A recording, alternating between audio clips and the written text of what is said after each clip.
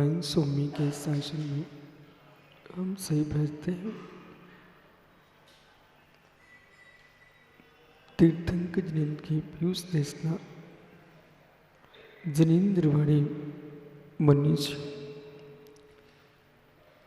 जगत कल्याणी है। ये सर्वज्ञ शासन नमोस्तु शासन जयवंतो जयवंतो वितरा श्रवण संस्कृति।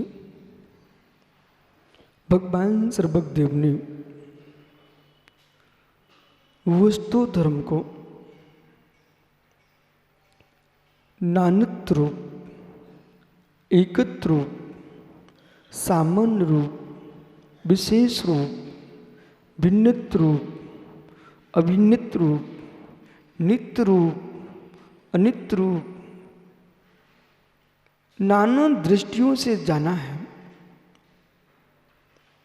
इस परम सत्य को जो नहीं समझ सके वे एकांत में डूब करके दुर्गति को प्राप्त हुए।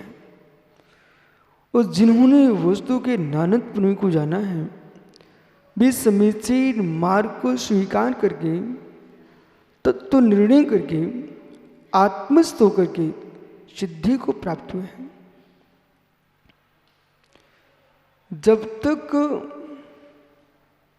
तत्व ज्ञान की गहराई नहीं होगी, वस्तु स्वरूप का निर्णय नहीं होगा, तब तक ज्ञानियों परमार्थ में प्रवेश संभव नहीं है।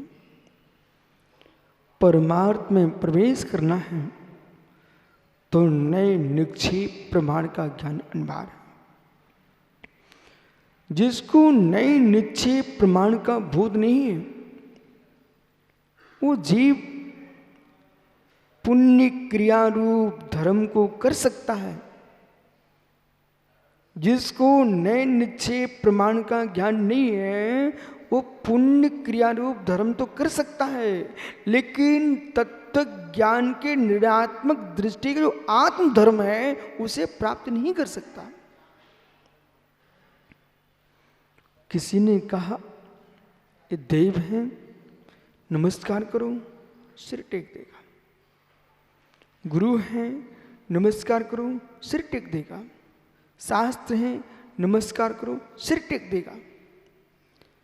सिर झुकाना तत्व निर्णय नहीं है। सिर क्यों झुकाना, किसको झुकाना, ये निर्णय करेगा। इसके उपरांत सत्यार्थ बोध को प्राप्त करेगा, वस्तु के वस्तुत्व में प्रवेश करेगा और वस्तु जो वस्तुत्व है वो त्रिकाली है। जो वस्तु का वस्तुत्व है वो अन्वयभूत है। वस्तु का जो वस्तुत्व है वो अन्वयभूत है। वस्तु में अवस्थाएं हैं वे व्यतिरेकभूत हैं। वस्तु में अवस्थाएं हैं व्यतिरेकभूत हैं, वस्तु में वस्तुत्व है अन्वयभूत है। जैसे कि मिट्टी का पिंड मिटेगा, छत्रक बना, स्थास बना, कोश बना, कुसूल बना, घट बना। एक शिशु किशोर हुआ, किशोर युवा हुआ, युवा वृद्ध हुआ। ये अवस्थाएं बदली हैं। दाना डाला खेत में, हाथ का दाना नष्ट हो गया, गया बोरी की बोरी गई खेत में। यदि किसान हाथ के दानों को मिट्टी में नष्ट होते देख रहा है, यदि किसान हाथ में लिए दानों को खेत में नष्ट होते देख रहा है तो किसान कष्ट में है। पुनः सुनिए, यदि किसान हाथ में लिए दानों को मिट्टी में खेत में डालते हुए नष्ट देख रहा है तो किसान कष्ट में है। जबकि जो दाने डाले हैं वे नष्ट होते हैं।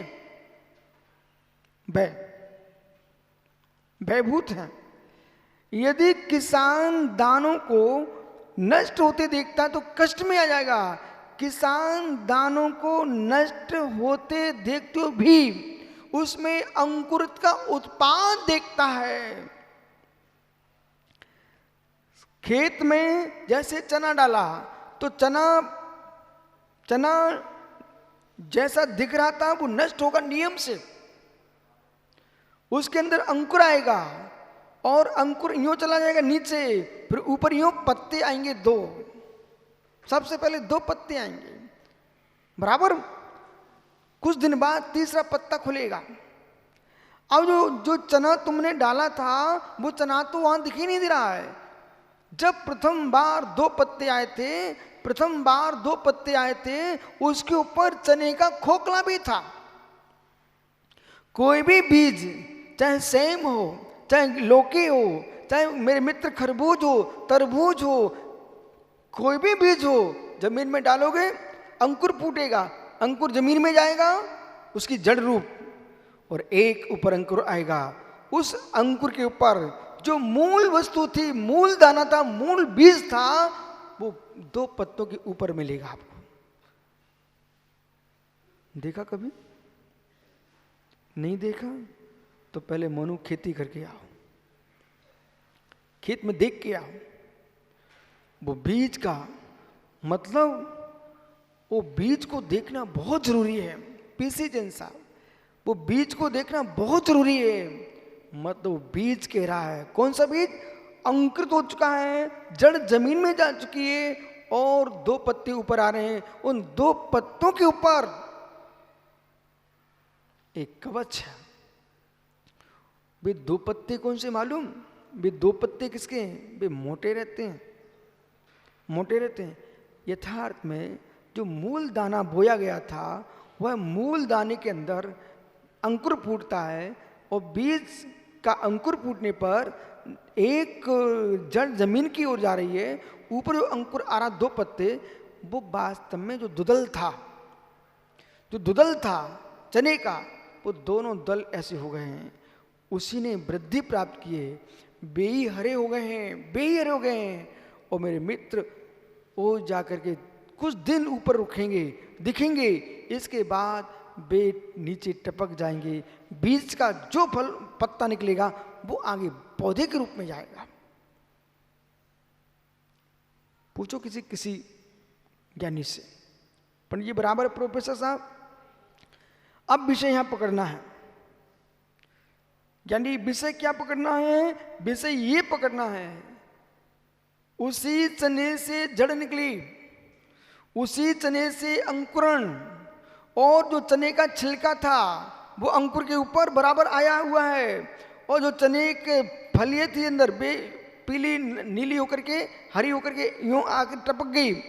अब देखना हमारे देखना है कि किसान चने को नष्ट आंखों से देख रहा है कि नहीं। किसान चने को नष्ट आंखों से देख रहा है कि नहीं। ध्यान दीजिए मैं क्या बोल रहा हूं। किसान चने को नष्ट होते आंखों से देख रहा है, लेकिन विषय बहुत अंदर प्रवेश कीजिए। ज्ञानी निरवयो नाश नहीं हुआ, निरवयो नाश हो जाएगा, तुम सुगत हो जाओगे, बुद्ध हो जाओगे। निरवयो विनाश नहीं हुआ, चने का कवच बाहर निकल गया, चने के दाने के अंदर फलियां अंकुरण हो चुका है, लेकिन किसान चने का नाश नहीं देख रहा है। किसान चने में उत्पाद देख रहा है, और उत्पाद जिसमें देख रहा है, जो द्रव्य था पुद्गल वो नष्ट नहीं हुआ है। इसलिए किसान प्रसन्न है कि बीज अंकुरित हो चुका है। और जिसने ये देखा हो कि मेरा चना नष्ट हो गया, उसे रोना पड़ेगा। और जिस किसान ने ये देखा है कि बीज अंकुरित हो गया है, अब पौधे के रूप में आ गया है, दाना पौधा हो गया है, किसान मुस्कुराएगा। इसी प्रकार से अब वो क्या देख रहा है? द्रव दृष्टि से भावी पर्याय देख रहा है। निरवयो विनाश नहीं है, भावी पर्याय देख रहा है किसान कि जो बीज मेरा था वो अंकुरितों के पौधे में बदल चुका है। अब पौधा वर्धमान हो रहा है, प्रतिक्षण पर्याय बदल रही है, प्रतिक्षण पर्याय उसकी बदल रही है। और कुछ दिन बाद उसी जो दाना छोड़ा गया था मेरे में उसमें पुष्प आ गए, पौधा फूलने लगा, किसान फूलने लगा, पौधा फूलने लगा, किसान फूलने लगा। और यानी पौधे में फूल के अंदर पुनः फल आ गया। और फल आते आते किसान की मुस्कान बढ़ते चली रही है। फल आते आते उस फल के अंदर गेटी में दाना भी आ गया। एक चना डाला था, एक चना डाला था, और एक पौधे में मित्र सैकड़ों चने आ चुके हैं। किसान क्या देख रहा है मित्र? जो ध्रुव दृष्टि है, जो ध्रुव दृष्टि है, इस ध्रुव दृष्टि के बिना खेती भी नहीं हो सकती। इस ध्रुव दृष्टि के बिना संतान का जन्म नहीं हो सकता है। इस ध्रुव दृष्टि के बिना कोई जीव सिद्ध भगवान नहीं बन सकता।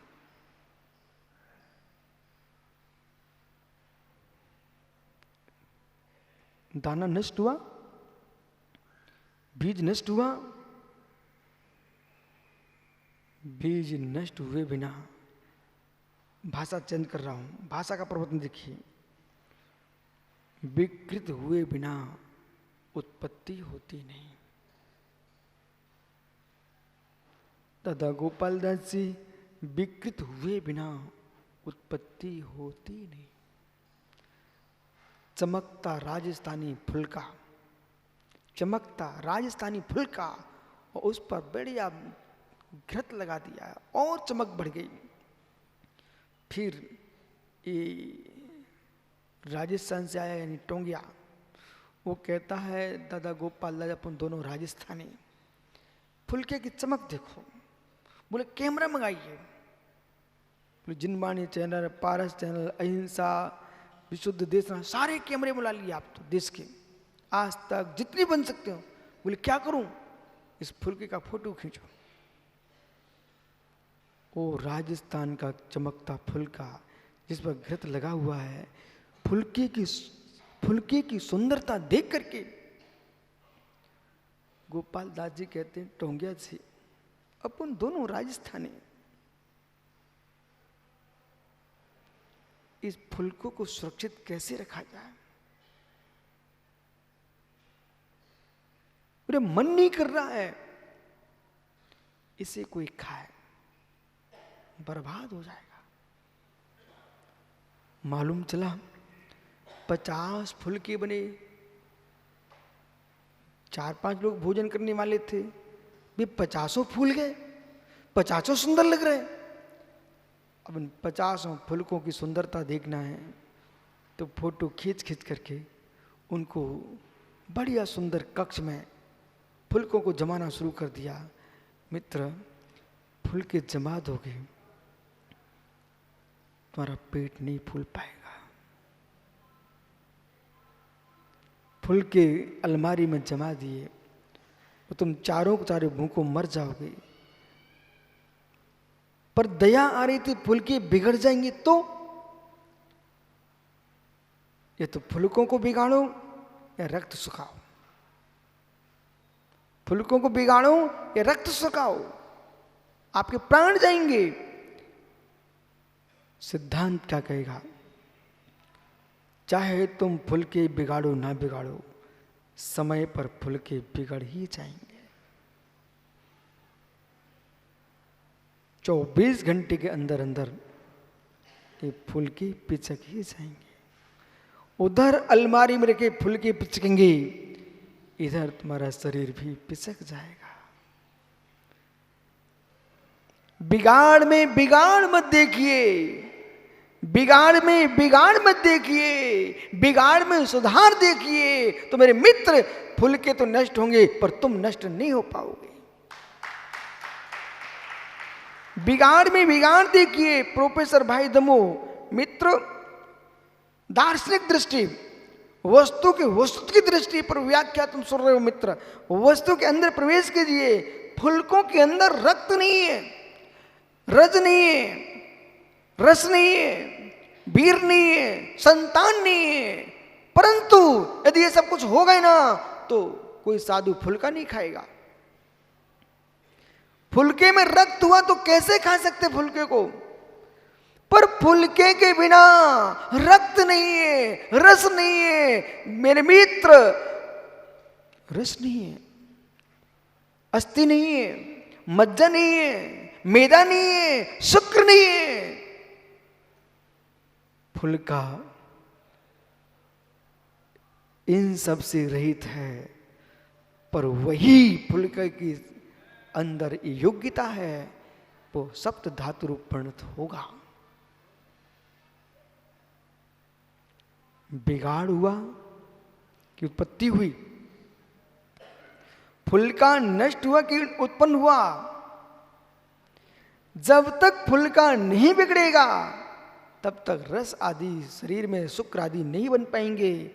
लेकिन मित्र, बिगाड़ देखने वाला, वे देखने वाला, वह देखने वाला नाश देख रहा है, वह देखने वाला नाश देख रहा है, और रक्त को बनते देखने वाला उत्पाद देख रहा है। तटस्थ पुरुष वस्तु का वस्तुत्व देख रहा है। जो फूल के रूप में था वही भोजन बन करके रस रूप आदि रूप परिणत हुआ है, और जो शेष अवशेष द्रव्य था वो मल रूप में निकला है।